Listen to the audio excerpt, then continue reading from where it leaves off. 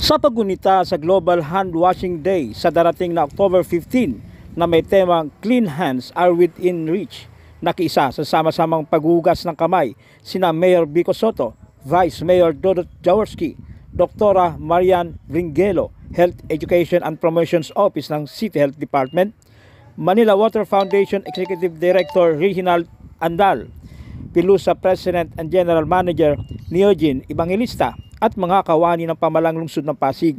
Layo nitong isulong ang tama at wastong paghugas ng kamay upang makaiwas sa COVID-19. Layo ng Global Hand Washing Day na lumikha ng kamalayan sa kahalagahan ng tamang paghugas ng kamay gamit ang sabon para makaiwas sa iba't ibang sakit, lalo na ngayong naharap pa rin ang bansa sa banta ng COVID-19 pandemic. Makakatulong ang palagiang paghugas ng kamay para maprotektahan ang sarili sa iba't ibang uri ng sakit, maging ang mga taong kasama sa bahay at nakakasalumuha sa komunidad. Ayon sa Pasig City Health Department, dapat naghuhugas ng kamay bago, habang at pagkatapos maghanda ng pagkain. Ang hindi maayos sa paghanda ng pagkain ay posibleng magdulot ng sakit. Importante ring maghugas ng kamay pagkatapos ng pag-aalaga sa taong may sakit, pagkatapos gumamit ng banyo at pagkatapos ng pag-ubo o pagbahing. Ang hand washing practice ay nakasanayan ng gawin ng karamihan, lalo na noong kasagsagan ng pandemya, pero tila nakakalimutan na naman ito ngayon.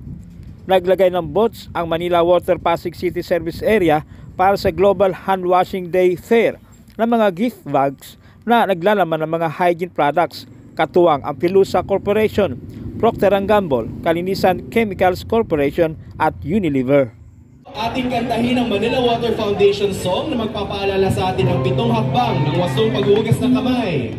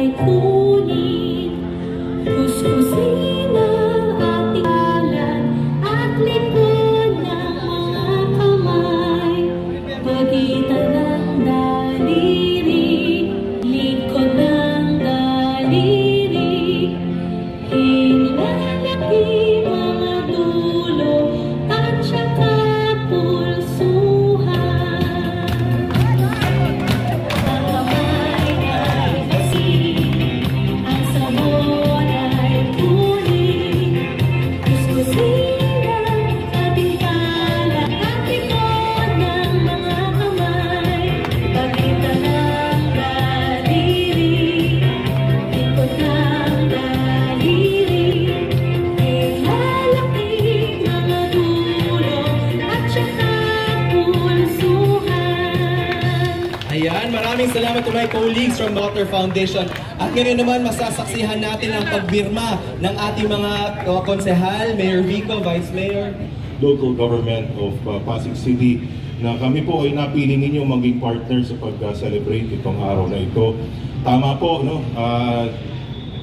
To prevent yung ating pagkalat ng mga kung ano ng mga sakit. Lalo na ngayon, maraming may mga sipon, may hindi po natin bibigyan ng tamang pansin ang paghuhugas ng kamay. So it is a very important reminder, lalo-lalo na sa ating mga anak, no?